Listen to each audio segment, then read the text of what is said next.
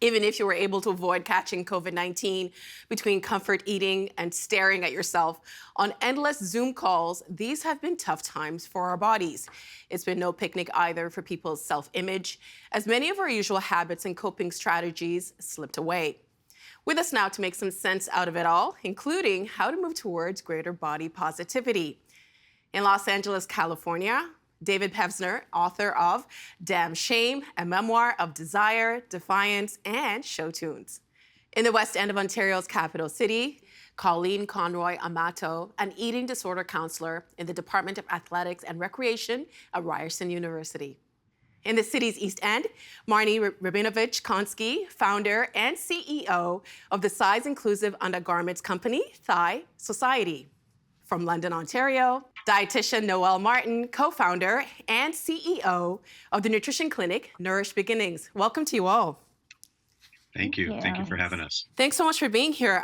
Before we start our discussion, I wanted to take a look at some numbers on disordered eating, body image, and COVID-19. Out of 10,000 Canadians surveyed for a report from Dalhousie University, 77% stated their stress level increased during the pandemic. 74% said the pandemic affected their eating habits.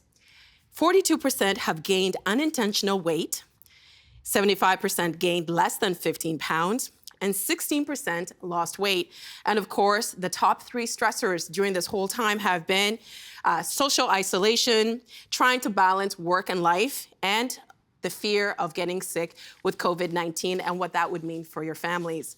After looking at all those numbers, I wanted to get an idea of what those numbers say to you. David? You know, we were kind of forced into a kind of a lockdown situation. And for anybody who had any kind of a regular regimen, you know, like if you're a gym goer every day, well, suddenly you can't. And so you had to make adjustments. And sometimes it's like home workout. And, you know, we weren't going to restaurants, so we were cooking more at home. And can you cook? So, you know, or if you can't cook, did you depend on like fast food type stuff and, you know, stuff that doesn't have as much nourishment? It was such an abrupt change to the way we live that it couldn't help but cause those numbers to happen. And Marnie? We do turn to food for comfort. And when you think about some people's other coping mechanisms, turning to food isn't the worst thing in the whole world, right? It made us feel safe and it gave us comfort during a really challenging time. And Noelle? Habits are connected to other habits. Habits are connected to our routine. And we went into a state of shock where nothing that we knew as normal was normal anymore. Things didn't seem as reliable as they once did. And so when that happens, it can lead us in this place of shock to do things a little differently than we've been used to, and things that were connected, all of a sudden they're just all gone. And so we are now in this place of saying, okay, how do we pick up these pieces that kind of shattered around us? And David, you know, when we talk about body image and weight, for a very long time, this conversation has primarily focused on women because marketing. But by not including men in this conversation, what are the repercussions to men in your view? Well, first of all, as a gay man, I mean, these issues have been around as long as anybody because, you know, in our community, you know, physicality can be a very important thing in terms of attraction and all of that. So it's not that new for gay men. Maybe for straight men or for people who never really thought about it before. I think, you know, it's not only it's health. You know, when you're spending more time at home, and I don't know. I just think for men, there are some new issues for men who have never dealt with this before. But for gay men, we've dealt with it as much as women have. What would you, because of the work that you do for straight men, what do you think those new issues would be? Well, for guys who like are not used to having a little extra pounds on them, for the stress of not working necessarily, because some of them are not working, their lives have just changed so much, and I almost don't know what to say. I mean, I feel like our issues are very much the same in a certain respect, men and women. I think that this pandemic has kind of been the great equalizer, that everybody is kind of facing the same thing. So anything you can talk about with women here, it may be new to men, to certain men, but we're all in the same boat, I think. When we talk about men, Colleen, is this what you're seeing? Absolutely. Body image and weight issues do not discriminate, um, regardless of your socioeconomic status, your gender, your sexual orientation, your ethnicity. It is a great equalizer, and COVID has accelerated this for everyone. And Colleen, when we talk about the pandemic, because I think so many things were out of our control, eating disorders have been something that have been on the rise. What is happening with this particular mental health issue in the wake of COVID-19, from what you're seeing? Well, this is its own pandemic, and it is hard to imagine another set of rare circumstances that could have promoted as many risk factors for the development of this. And it's magnified this on a global level. It's fair to say that those of us who do treat adolescents and young people with eating disorders were woefully unprepared to manage the surge.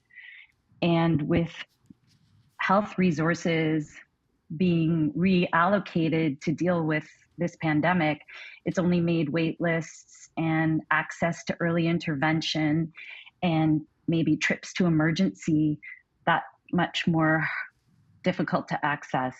You mentioned risk factors. What are those risk factors that were missed? So we know that risk factors for eating disorders can be genetic. We know that they can be due to social isolation and comparisons. Social media puts extra pressure on adolescents. Just being exposed to diet culture and maybe not ever meeting a person that hasn't been on a diet, restricting food categories, stress, underlying mental health issues, perfectionism. And no wonder the pandemic seems to be like this perfect storm, because we've had so much time to watch different shows on TV, more time to spend online. And Marnie, you're coming at this issue of body image and inclusivity from a social entrepreneur's perspective. How does your company, Thigh Society, help those who are struggling with their bodies?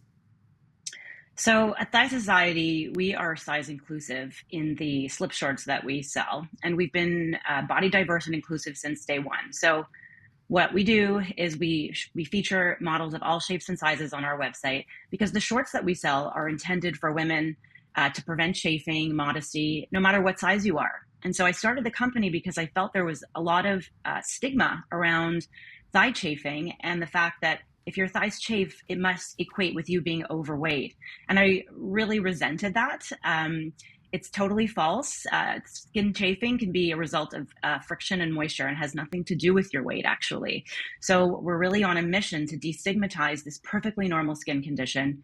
And I often liken it to putting on deodorant in the morning. We're all human. We all have bodies. Our armpits sweat. We put on deodorant. There's no real stigma around doing that. So why would we have any stigma around thigh chafing or around having to put on a pair of long underwear to be able to enjoy the clothes that we love?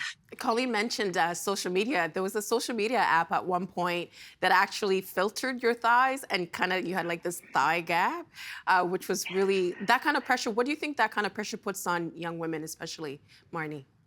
It's horrible. I mean, I don't know. I sometimes wonder if it would have been better or worse to grow up in an age of social media. On the one hand, the fact that these filters are available for young women to see and use, and follow these creators who are promoting very unrealistic, filtered fake images of what they look like online, is horribly destructive. On the other hand, there is a resurgence of a lot of body positive influencers who are living confidently and happily in the bodies that they're in, and they're all sizes.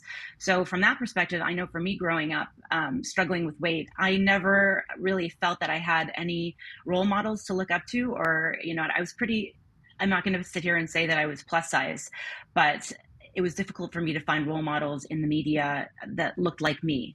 There was always this pressure to feel like I had to lose 10 or 15 pounds growing up. Whereas girls today at least have the opportunity to follow some positive influencers on social. So I don't think it's all bad. I think we have to be aware of some of the filters and pitfalls, but there are some people doing some really incredible things on social. And I'd like to think that Thigh Society is part of that conversation by showing diverse bodies and talking about how you can be confident in your body at any size. And full disclosure, I love those long shorts for the summer. They're a Thank must. you. They're a must. But Noelle, with many people feeling shame about the weight that they've gained during this COVID times, how do we start to feel HAES, which is an acronym for Healthy at Every Size? Great question, and really a powerful question that we all need to think about during this time, because there is such a stigma. And thank you, Marnie, for being part of the group of individuals at changing that stigma. It helps to give confidence. It helps to lift the cloud. Because we know that if we don't feel good about ourselves, it's even harder to think about ways to treat ourselves well. And when we look at making healthy choices, an analogy that I love to think about is a toddler.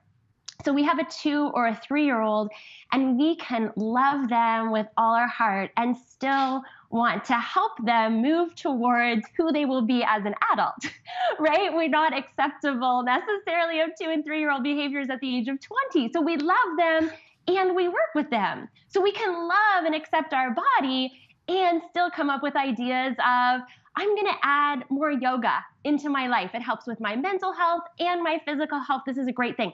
I'm going to add a handful of spinach to my smoothie in the morning. It's not because you have been bad or you've made a poor choice. It's because spinach will serve your body well.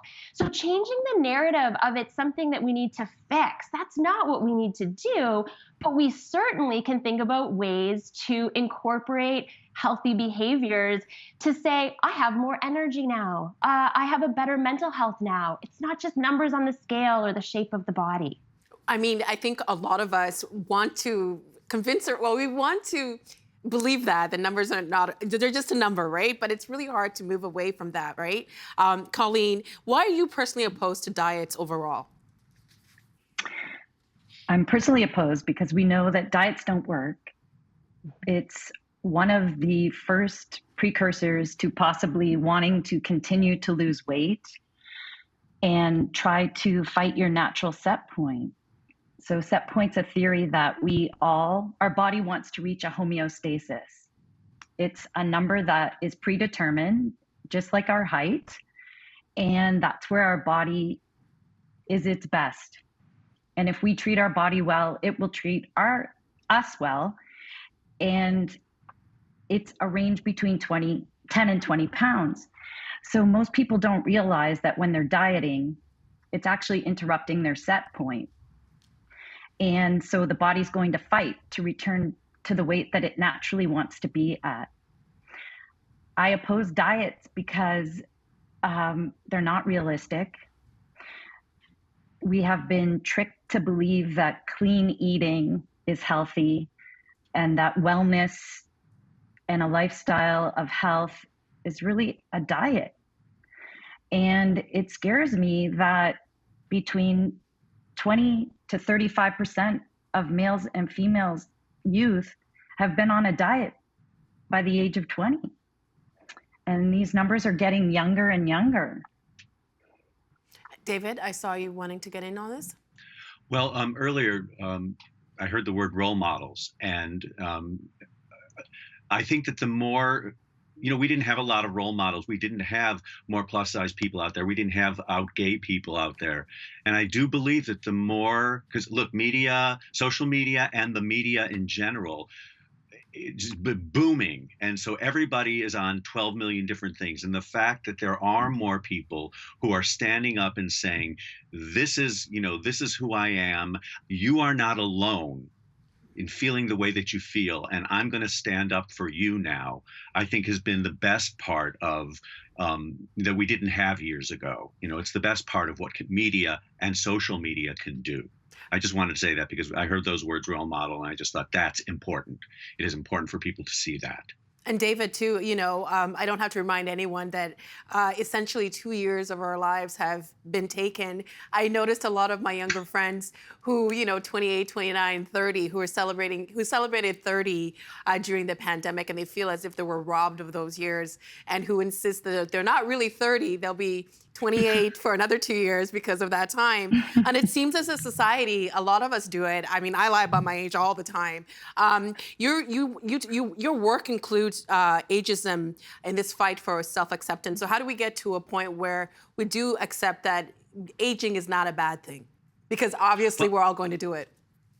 Yeah, I'll tell you something. One of the ways that I've dealt with it, first of all, is trying to live a healthier lifestyle. Everything's moderation. Like don't overdo anything, and you should be fine. Because I put myself out there the way I do, because I'm an erotic model, and I've done in terms of the work that I do as an actor, whatever. I get a lot of blowback saying you're too old. You're too ugly, you're too this, you're too that. I also get a ton of positive reinforcement. But it's that negative stuff that has made me stronger. And I've gotten inside, I've been able to kind of dredge up this thing. Yeah, I'm getting older. And what's the alternative? I'm so thrilled that I'm getting older. And if I'm 63 now, and hopefully I'll be around for another 20 years, I don't want to spend the next 20 years feeling like crap about myself, or feeling too old to do stuff, or feeling redundant. So I think we have to go deeper than the questions we have of ourselves, saying, I don't feel good about myself. I don't feel loved. I don't feel healthy, and leave it at that. We need to address the next moment. We need to have longer conversations about all this, because I think a lot of people feel that way. And age, I'll say it, age is just a number.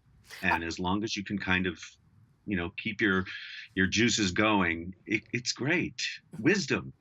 Yeah, and it's a privilege to be around to correct those mistakes that we've made. Noelle, there are many terms out there: body positivity, size inclusivity, excuse me, body neutrality. What do they mean, and why should we be careful when choosing the right terminology? Well, these are words that have emerged as part of a time where we're trying to say, let's get away from hunger being the enemy. Let's get away from BMI being something that we define ourselves as, or weight on the scale.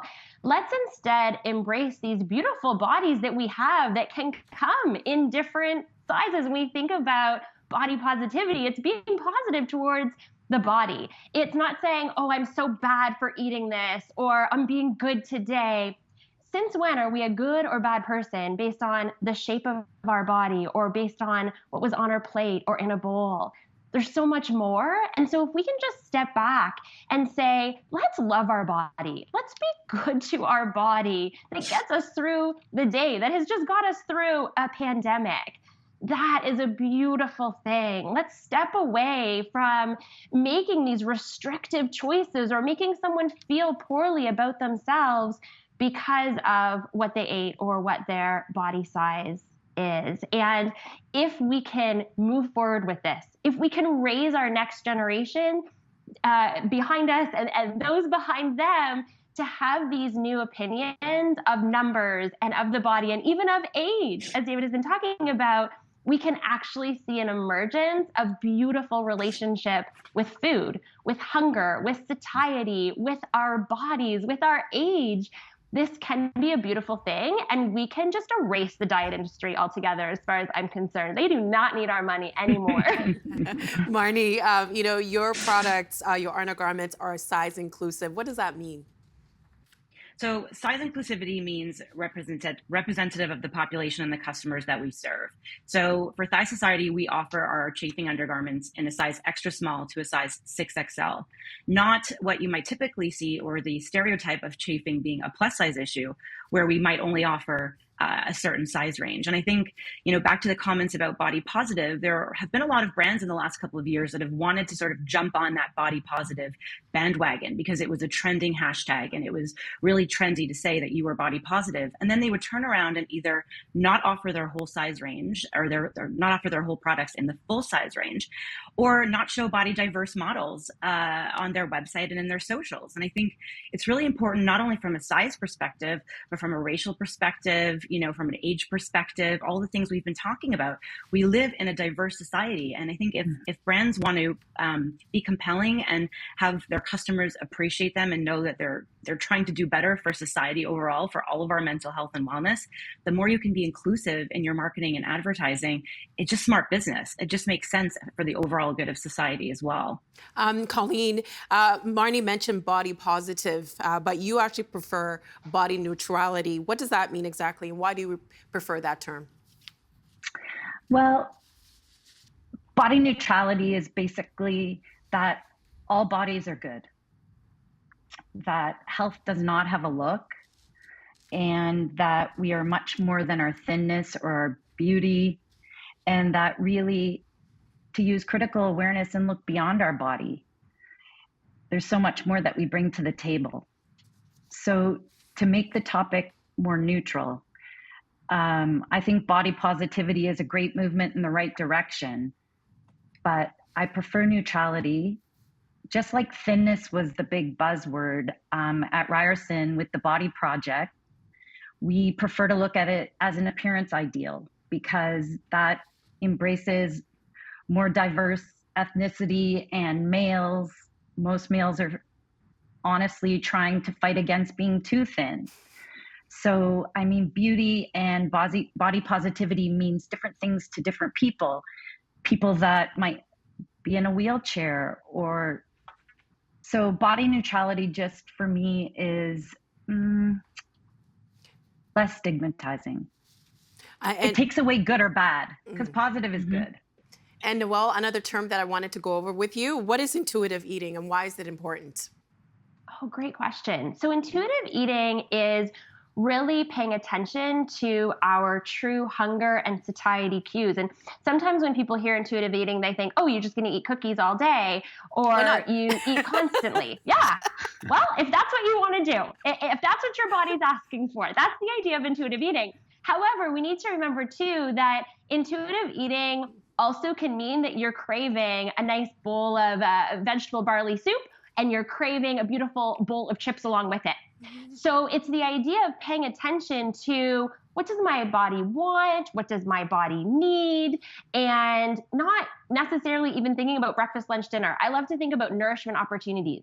We're going to sit down and give our body some energy and some nutrition to get it through to the next opportunity to eat. And hunger is not the enemy. Hunger is a beautiful thing.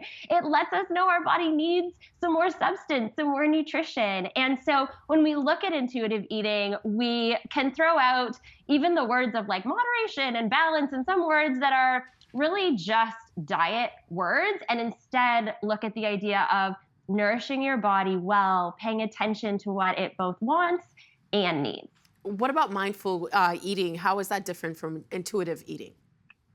It's very similar. It's within the concept of it. And when we look at mindful eating, it means that you are really thinking about the food that you are going to eat. One of the things that we can do as part of mindful eating is put things on a bowl or in a bowl or on a plate. And that way our eyes get to see what we're going to be putting into our mouths. Taking away distraction that might be on a screen is really great. So certainly social interaction is beautiful during meals.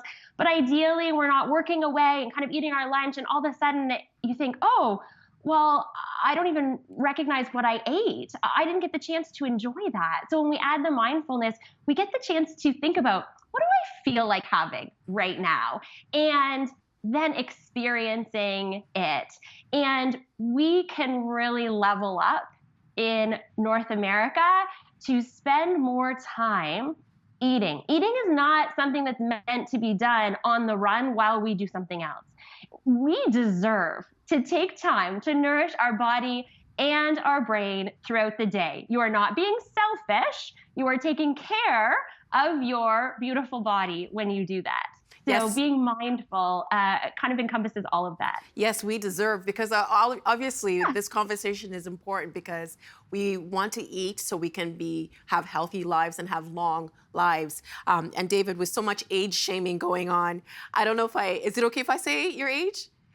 63, I'll say. Awesome. With so much age shaming going on, what is positive about turning 63 in an ageist world?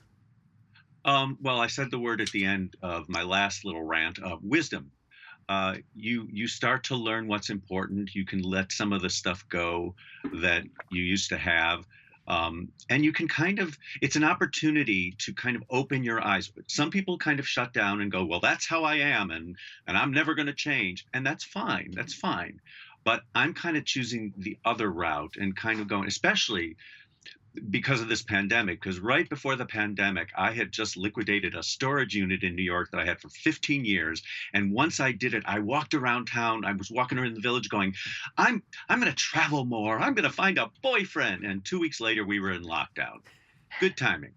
But now that I can see the light again, I feel like liberated. There's something very liberating about getting to this age, not giving a crap what people think about you anymore. That's important. And just kind of going like, what do I want to do? What do I want to do? Not what am I supposed to do, or what does everybody want me to do? What do I want to do? And I think when you reach a certain age, it's easy. You just let go of the stuff that stops you from doing it. That's how I feel. That's my experience. I don't know if it's inappropriate for me to say, sorry, HR, but Dave, you look great. You look great. I'm suing you. You're done, lady. Well, looking forward, and this is a question for all of you, to what extent is a steady diet of these unrealistic images on social media contributing to so many people feeling shame about their bodies? I'll start with you, Colleen.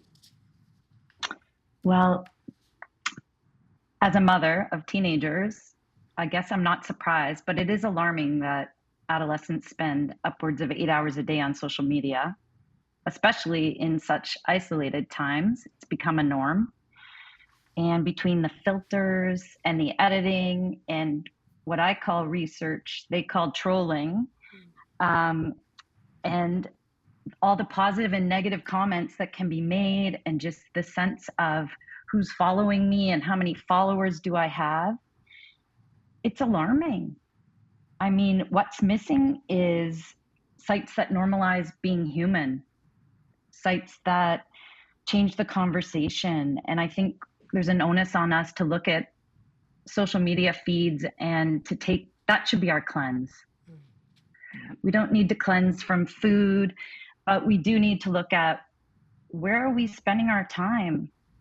Is this inclusive? Is this representative of who I am as a person? And to demystify and break down the conversations of, this isn't real. And everything looks good online. And Marnie? Yeah, I totally agree. And I think, though, that social media can be used as a force for good.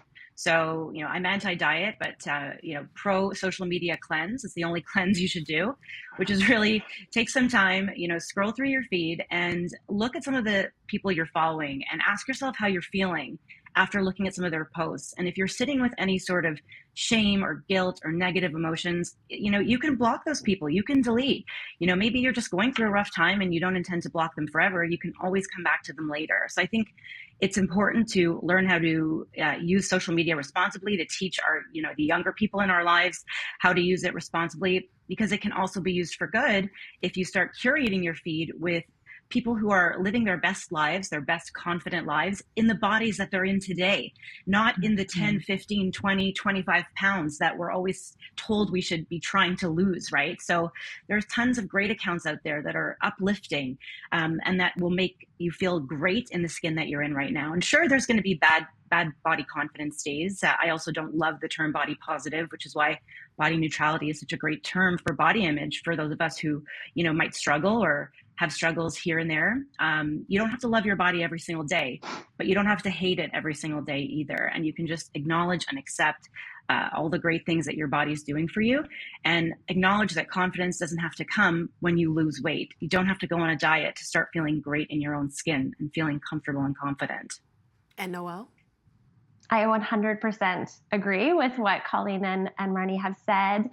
And I think it's really important to let go of any social media accounts that don't support the journey that you are on. If this is something that is, a new concept and you say, yes, this is what I'm going to work towards, let's let go of any accounts that don't support that. Seek out accounts that help you feel positive about your body that support ideas along that way.